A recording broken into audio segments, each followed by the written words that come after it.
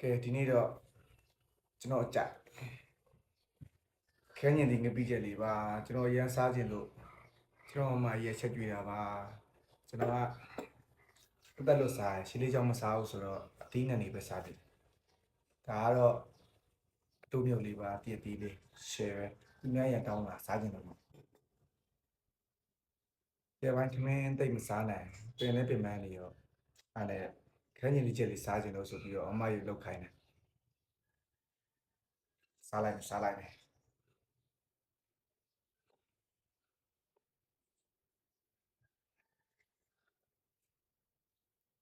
ကောင်းကဲ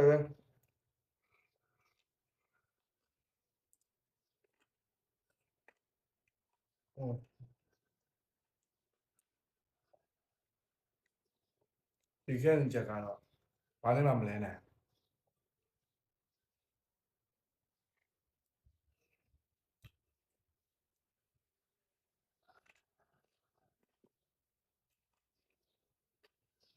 ဒီနေ့တော့လက်နဲ့ပဲအားရပါရ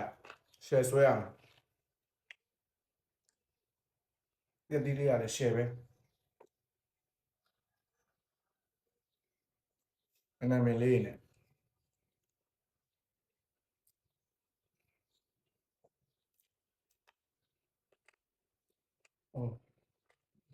တော့မ share ပဲ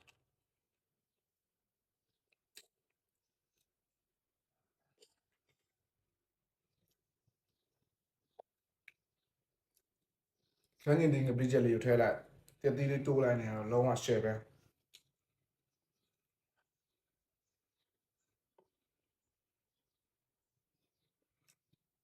ကျွန်တော်ဒီခန်းရင်ဒီငပိချက်ကို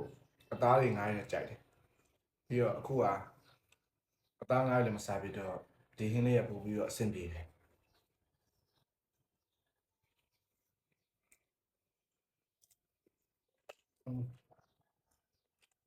ဘာမှ share ပဲပြန်တိုးပြီးတော့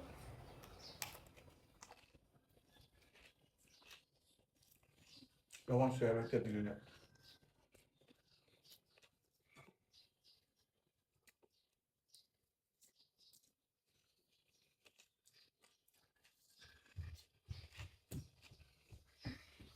လုံးဝတည့်တည့်ပြန်လေး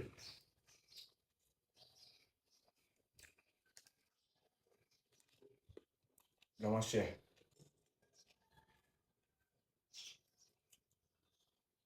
ခန်းရင်ဒီငပိချက်လေးကိုထည့်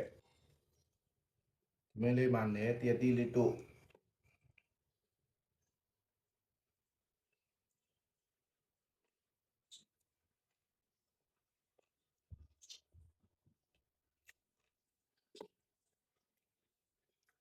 အခုချိန်မှာဒီတည့်တည့်လေးကအနှုတ်လေးဆိုပိုစားလို့ကောင်းတယ်ဘာမှ share ပဲ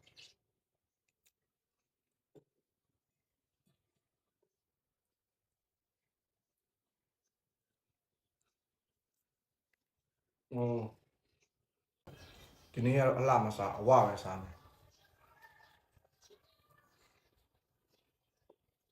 ကျွန်တော်တစ်စက်လုံးကတော့အကုန်ပဲ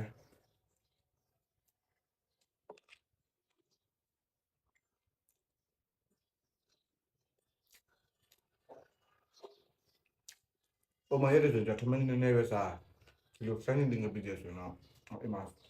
စလုံးကကျွန်တော်ကြိတ်တယ်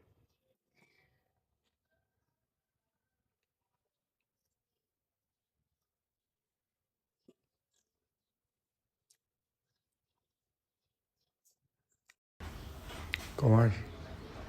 ဒါတော့တည့်တည့်လေးပါဒါတော့ခန်းရင်ငပိချက်လုံးဝ share ပဲတကယ်ကောင်းတယ်ထမင်းကတော့ကုန်သွားပြီတစ်စလုံး